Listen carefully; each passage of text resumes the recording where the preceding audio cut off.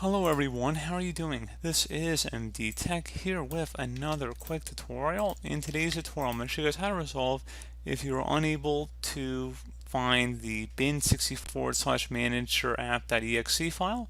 This should be a pretty straightforward tutorial, guys, and without further ado, let's go ahead and jump right into it.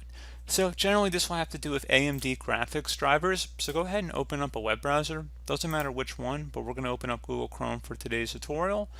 And into Google, we just want to type in AMD graphics drivers and just search for it. Where it says AMD drivers and support, it should be an AMD website here. Go ahead and just open that up. So all you would have to do here is where it says search for your product down on this page, go ahead and just select your product as well as selecting your graphics card and then the specific series number.